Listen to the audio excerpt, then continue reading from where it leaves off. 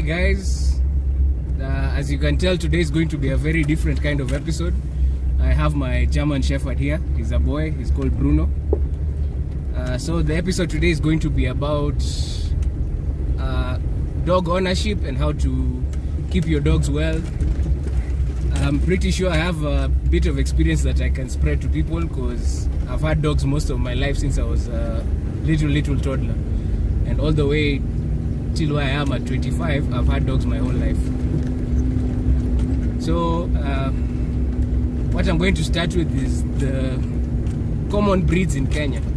So the most common large breeds in Kenya are the German Shepherd, the Rottweiler, and the Bobel. Other breeds are not very common, but they're still around in Kenya.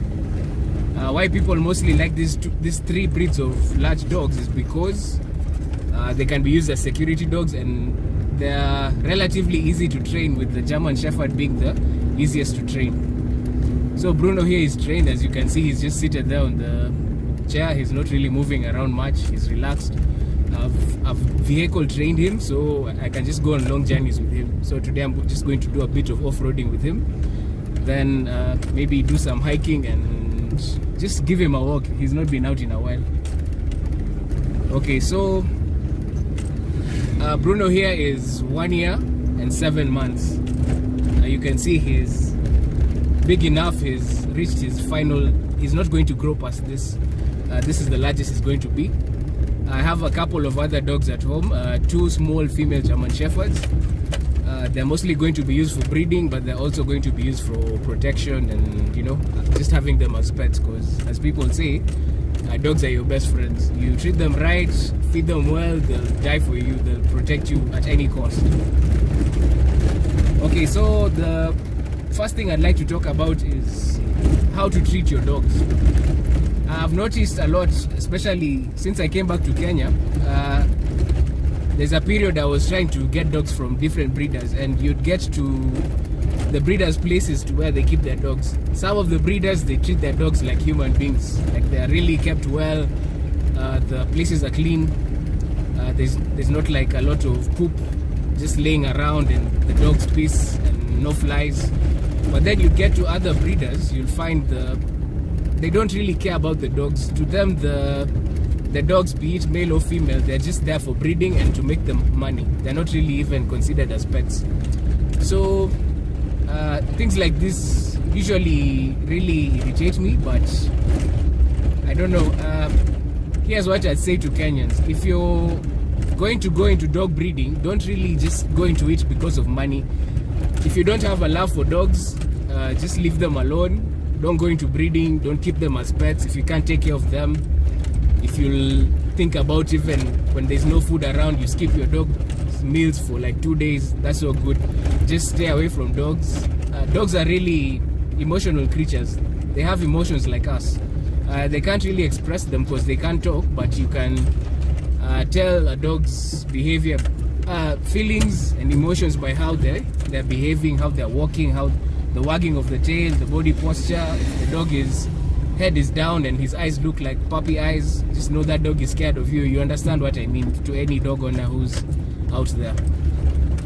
So what I tell people is, if you have dogs, just feed them right. Find a diet that's good for them, that doesn't irritate them, like bowel movements. If they eat that food, they don't feel sick. For example, the dogs that I have, what we feed them is they're called pork trotters. It's basically legs of dead pigs, basically.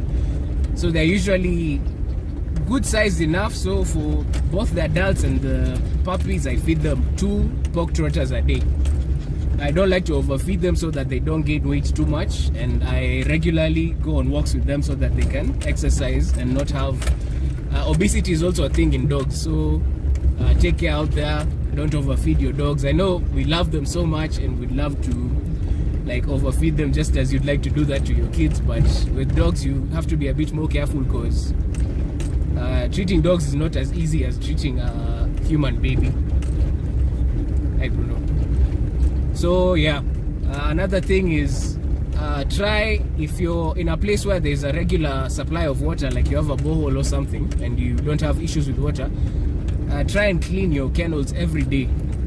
Just wake up in the morning, clean the kennels while the dogs are just running around, and once you're done, dry it up. Don't leave it wet, because if you're living in a cold area, your dog might they can get pneumonia, and that's not good. It can kill them very easily. So like, just clean the place, dry it up, then put your dogs back in, and then maybe release them in the evening, or if you're the people who put them outside during the day, that's well and good. What else? Okay, another thing is dog sickness. If you have dogs, don't just ignore them all day or all week. Just once a day, or like maybe let's say you're someone who has a 9-to-5 job, check on them in the morning, leave them some water, leave them some food in the kennel. Don't just leave them there starving, because sometimes they can get really rowdy if they are completely ignored and nothing has been left for them, especially water. Dehydration is a very big issue with dogs, and that's something you should really look at. Yeah, so you can talk to your vet and ask him to tell you about signs of a dog sickness. Usually there's this whole crying thing, especially with big dogs. It means there's like either an eye infection or some kind of infection in the body. Look at under the armpits, in between the legs, behind the tail. Just look around their neck, around the backbone. That's where a lot of these insects like ticks and fleas usually stay. And also regularly wash your dogs. If you see your dogs are scratching themselves unusually, most of the times it's fleas, but it can also be a really stubborn tick. So from time to time, try and wash your dogs. I usually do it twice a week. And for fleas, I usually use an Actelic Super. It's dawa for maize, but it also kills fleas and helps with the scratching issue that dogs usually experience. And yeah, so basically just take care of your dogs, treat them as human beings, just treat them like they're one of your kids. And if you can't really keep dogs and you don't really love them, just stay away from them. Don't buy a dog just to impress people. Then when it gets to it, you're not really taking care of it and the dog ends up dead. Or if you see you can't really take care of your dog, just drop it off at a shelter like KZJ78, and they'll find a loving home for your dog. Also, this is for the dog breeders out there. Dogs are like, let's just think of them as a human female.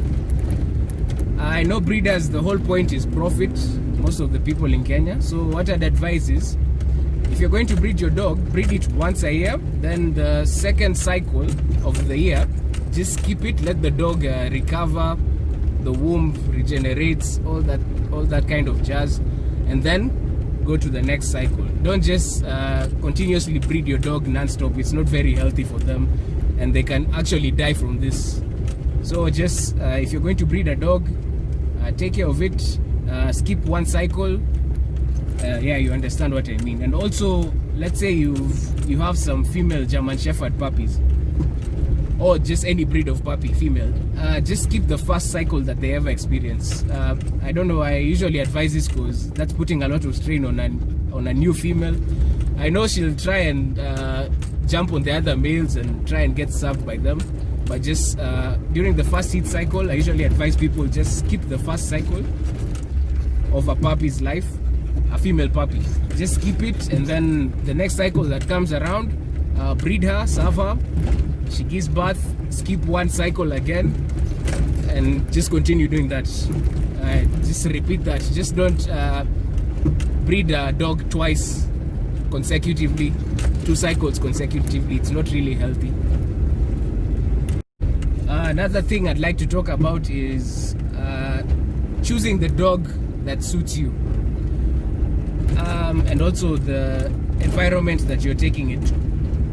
Don't just go and buy a dog that let's say you like a certain breed that survives better in hot climates, and another one that survives better in colder climates. Like my shepherd here, Bruno, he has a lot of fur. It's really big fur. So I wouldn't like him to stay in Mombasa because it's really hot there, and you'll see it by how he's panting right now. We're in a car, there's no AC, so I've opened the window a bit. So like let's say in Mombasa, keep a dog that has very short fur or no fur at all. or just if you're going to like get a shepherd or a husky, try and trim its hair. Although it still won't be comfortable in Mombasa, at least you'll have made it more comfortable in the environment you're taking it to. And also there's this issue where people clean their dogs, they'll wash their dogs during the cold season regularly. That's not good. Just try and do it like, if you're going to clean your dog in a cold season, wash it on a day where, you know, like in the afternoon, between 2 and 3, that's when the sun is really out. That's when you should mostly clean your dog, so that when you're done with it, wipe it with a towel, release it, let it go bask in the sun and get dry. So if you clean a dog in cold weather and it feels cold, especially puppies, this is very dangerous. It could get pneumonia, as I mentioned earlier, and this could easily kill your dog and you'll be very sad. So just try and clean them during the hot seasons, and in the cold seasons, just try and clean them when the sun is out. So yeah, that's today's video. This is my friend Bruno. Say hello, Bruno. Bruno is a bit shy. Okay, so today's concept of the video was just me and my dog going out for a walk, and since I'm with him right now, the most appropriate topic was to talk about him and Man's other fellow best friends. So thank you for watching today.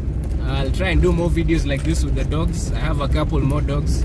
I'll try next time to do it with the Rottweilers, although they're very rowdy and they're not really car trained, so they'll misbehave a lot. Forgive me for any stuttering or shakiness in the camera. I'll buy a new camera soon, as I complained earlier. And yeah, so goodbye for me and Bruno, and have a nice week ahead. Peace.